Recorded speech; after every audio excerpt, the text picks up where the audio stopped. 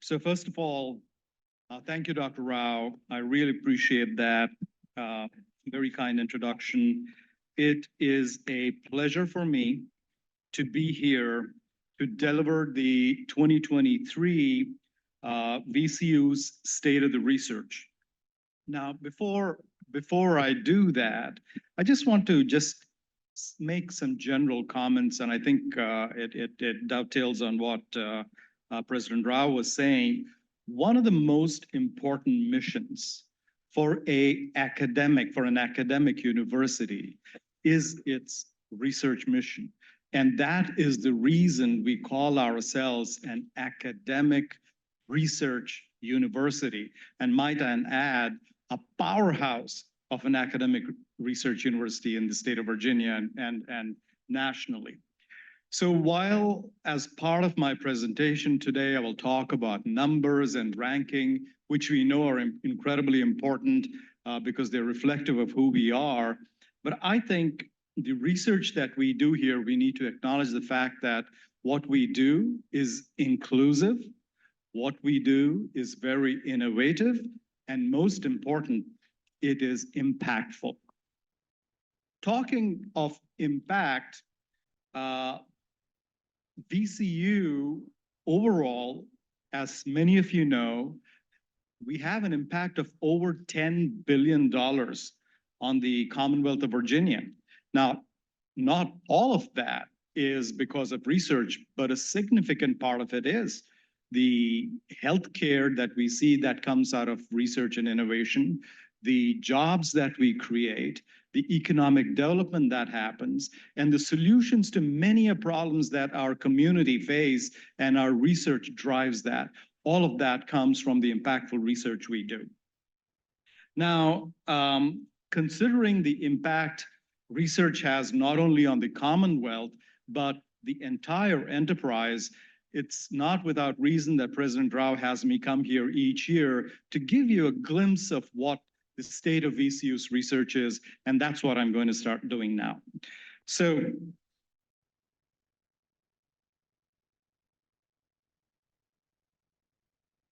So as you can see from this slide, and this is something that he mentioned, we have grown at an exponential rate of roughly 71+%, which is actually in dollars. We were in 2018 at 271 million, and this is $194 million increase in annual sponsored funding. This is a big deal. Just look at the previous 6 years prior to 2018, and we grew by just 4% or 11 years. So this growth that we have seen since 2018 is truly monumental. The short and long end of that research growth, and I'll talk a lot about the innovation and such, is our ranking. And President Rao just mentioned, for the first time last year, we became a top 50 institution. This year, we have grown even more, and we are now in the 40s for the very first time. From way high in the rankings, we have now in this very strategic and elite group of universities. It gets tight and tough from here, but that's a good place to be. If we look at the state of Virginia, we are one of the fastest growing universities. We have grown so in 2018, the perception of VCU was we were a university that was doing research, but really the powerhouses were Virginia Tech and UVA. That notion has changed. Just look at the data. We are up there. The last 3 years, if you look at sponsored funding, not expenditures, we have even overtaken Virginia Tech 3 years in a row, but their expenditures are higher than ours. Point being, we are a top-tiered research university in the Commonwealth of Virginia. If you look at the national average and look at about the top 100 universities for the last 5 years, if you look at that little circle there, it shows you how tightly packed these universities are. Very difficult to grow their rankings. And in the last 3 years, we've gotten out of that and we have moved in our rankings. This is truly incredible. Now, if you look at where we are in this list of rankings, 2019, we were 65.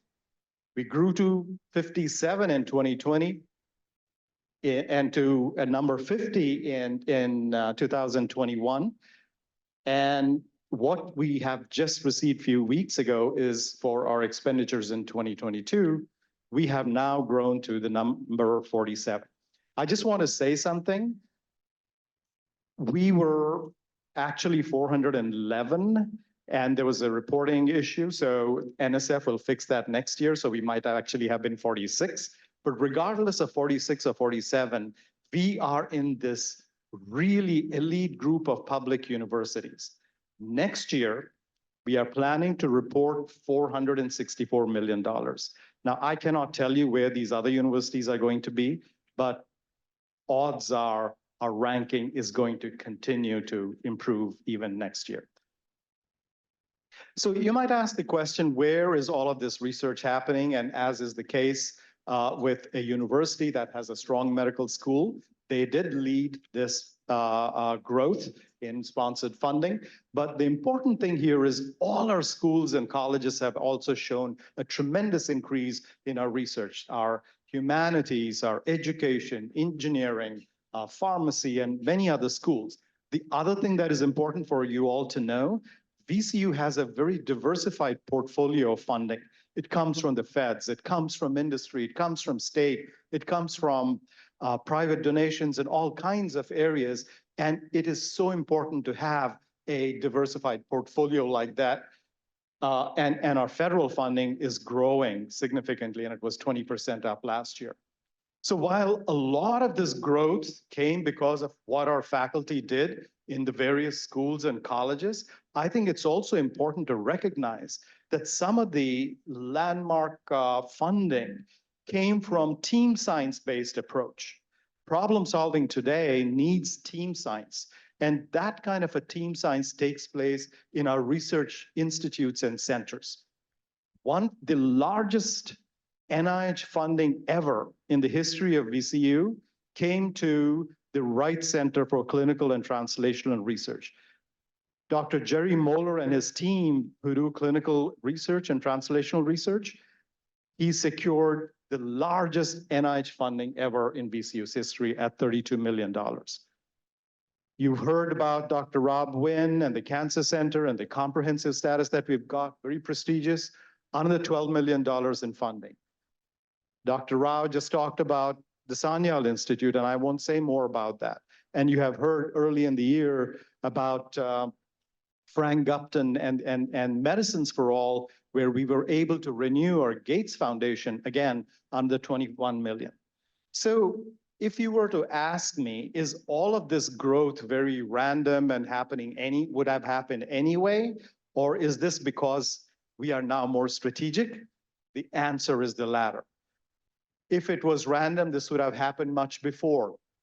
Ever since Dr. Rao told this Dr. Rao to lead a strategic planning effort around this university so that all the investments that we make are very strategic in scope, that has been actually transformational, not because of what I did, because of the collective group of people who around this university have decided that we need to be strategic.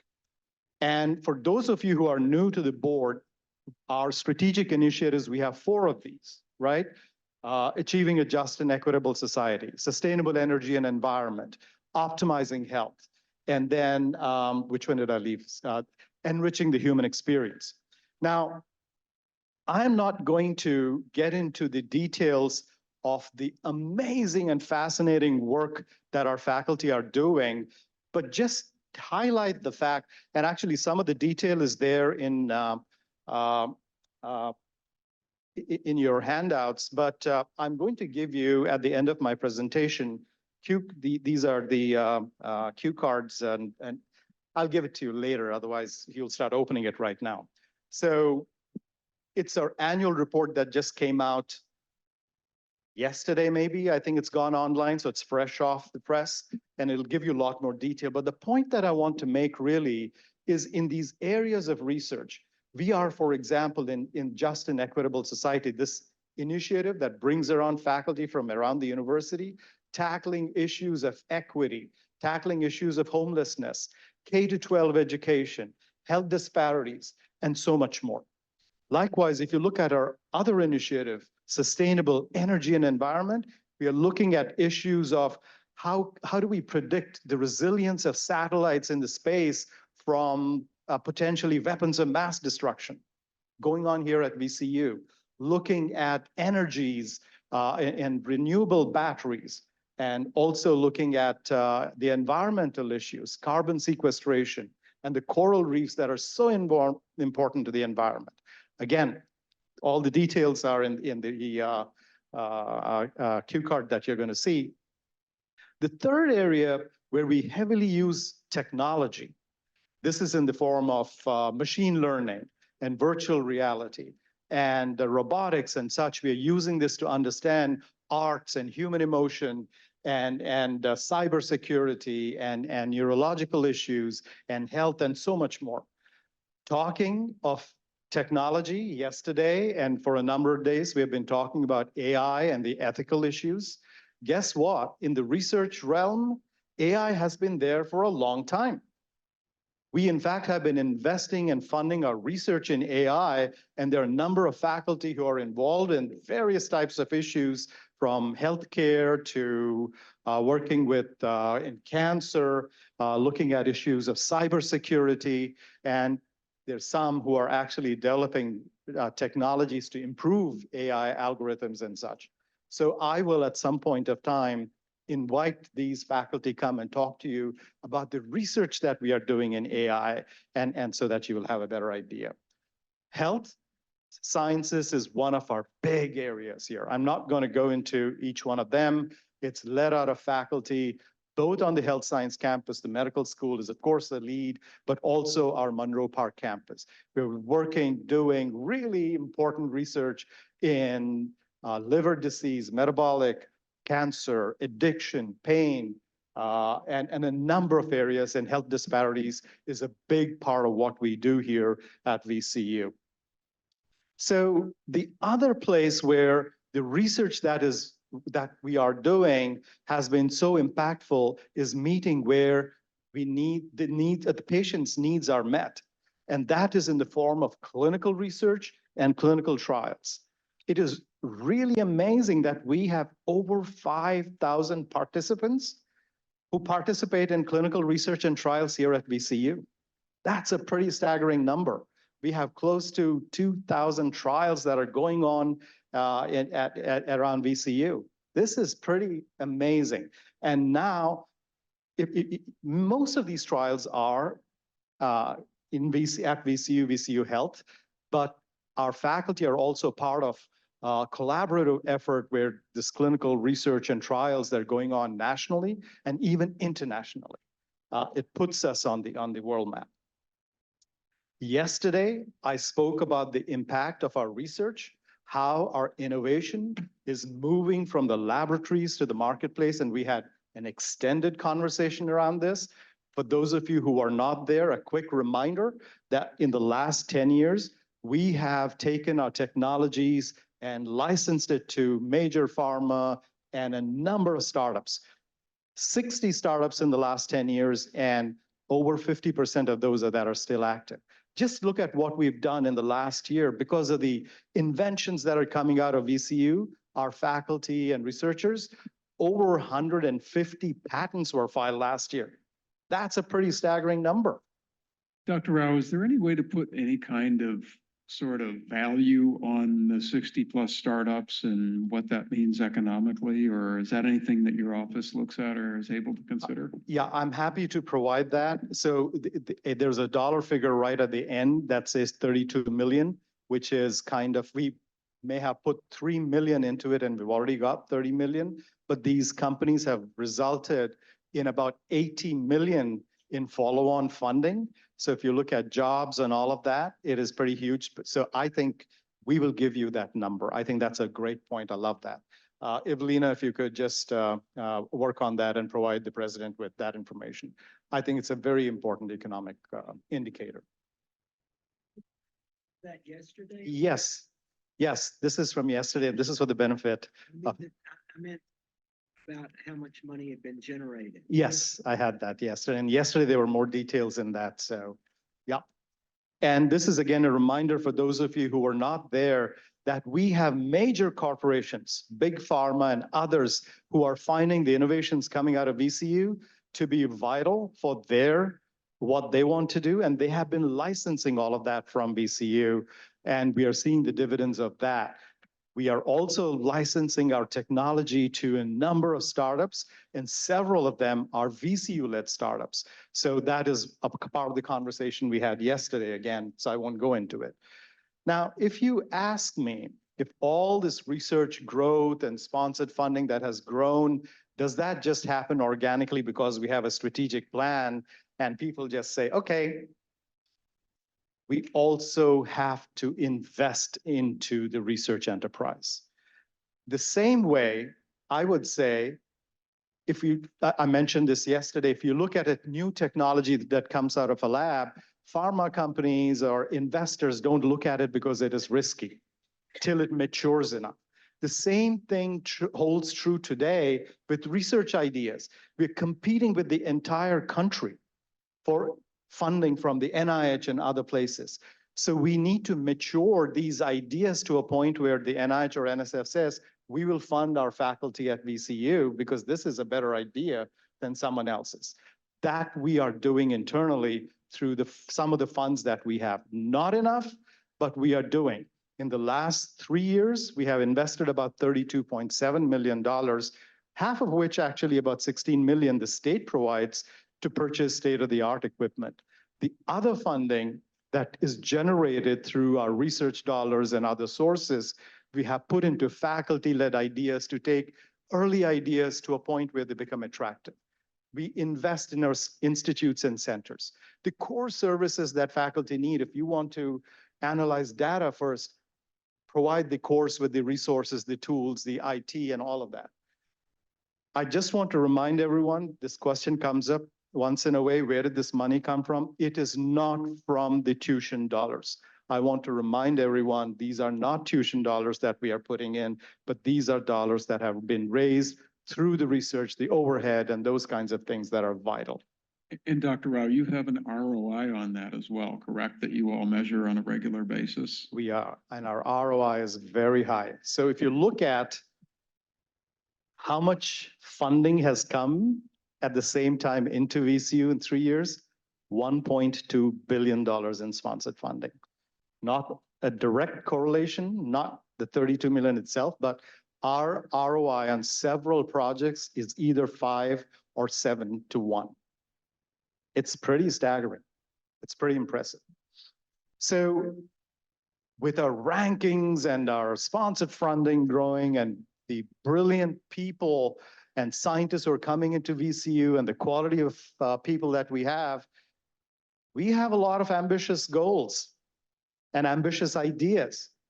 We want to remain a top 50 research university because that is what attracts talent, the students and the faculty and the retention here. One of the things I do want to say is that for an institution our size, the number of people who are immersed in research is not adequate. We need to grow the number of faculty who are in research because that is then going to be so vital and important in taking the students that we have. There was a panel discussion just before this one where the NSF director was talking about immersing students in the experiential learning. Students need to get the skills they need that they will find outside of the classroom only in these kinds of research labs, whatever they are. They could be community labs, they could be actual labs. So we need to make sure that we increase the number of people. We want to increase our funding, we want to increase startups, and I'll say we now have the goal of being an AAU member, and the provost will be talking a lot more about that in the future. And this last number, 500 million, when I came here, the president said, Sriram, we have to target 500 million. And I laughed at him, I smiled at him, and I thought, well, what is he thinking? What do I know? We're getting close to that, and I might have to eat crow, and we will probably get to that. But it's not just going to happen just like that. We have to invest. I will say VCU's research, having grown where it has, we are at an inflection point. By the way, this is my last slide. We are at an inflection point. If we don't adequately invest, we run the risk that we will start stagnating. We have to invest into the institution. We don't have enough people to support this growing research. We need more research administrators and faculty and students and all of that. We need to put into our operations the IT systems and the platforms and all of that. It's so vital. The infrastructure. We do need state-of-the-art research laboratories to do this cutting-edge research. We have a lot of space here, but the quality space is not great. And you've been hearing about the research building. Meredith and the president all talk about it. We need that quality research space here so that the students can experience the value of the research, because all of this is so important. And of course, we need to continue to invest in impactful research. So I will say that this is a moment in time for VCU where fascinating things are happening. I'm absolutely excited about where the next 5 years will be. And so, talking of which, we had one of our faculty use AI to develop this vision, a utopian vision of what VCU would look like in a few years from now.